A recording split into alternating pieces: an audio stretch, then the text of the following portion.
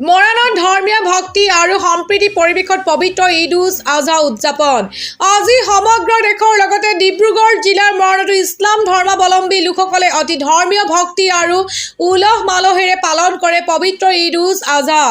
পুৱা মৰাণ জামে মছজিদত সমূহীয়া নামাজ আদায় কৰি দেশ আৰু ৰাজ্য আৰু সমাজৰ শান্তি সম্প্ৰীতিৰ বাবে আল্লাহৰ ওচৰত বিশেষ দোৱা মাগে ৰাইজে। এইবাৰ চৰকাৰী নীতি নিৰ্দেশনা অনুসৰি সুৰক্ষা হেতুকে গৰু পৰিৱৰ্তে ছাগলী কুৰবানী দিয়া হয়।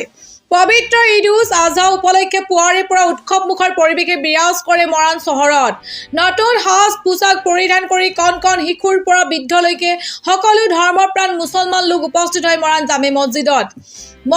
ইমামৰ নেতৃত্বত সমূহীয়াভাৱে ঈদৰ নামাজ আদায় কৰাৰ পিছতে বিশ্ব শান্তি ভাতৃত্ববোধ আৰু সমাজত সম্প্ৰীতি অটুট ৰখাৰ বাবে আল্লাহৰ ওচৰত বিশেষ মোনাজাত কৰে ৰাইজে।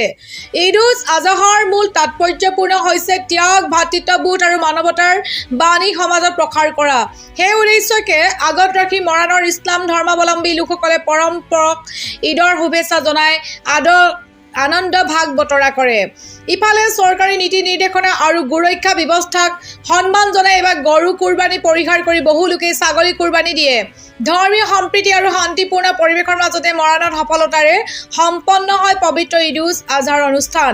পবিত্ৰ ঈদ উজ আজহাৰ ঈদ আৰু এই উপলক্ষে আজি আমি 2 জাগাত ৱাজিব নামাজ পঢ়োঁ আৰু ইয়াৰ পাছতে আমি অসম চৰকাৰৰ যি গৌ ৰক্ষা আইন মানি আমি আজি কুৰবানী দিম।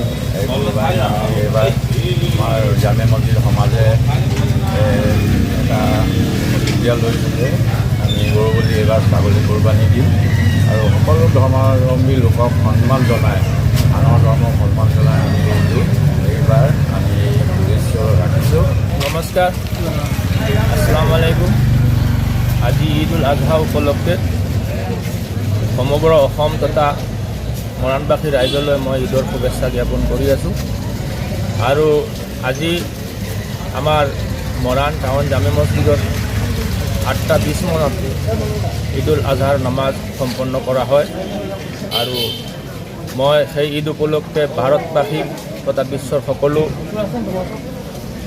সকলো মানুহকে মই ঈদৰ শুভেচ্ছা জ্ঞাপন কৰিলোঁ আৰু আমি সকলোৱে দোৱা কৰিলোঁ যাতে বিশ্ব শান্তি হিচাপত আমি সকলোৱে মিলাপ্ৰীতি হিচাপত এই দেশখনত বাস কৰোঁ।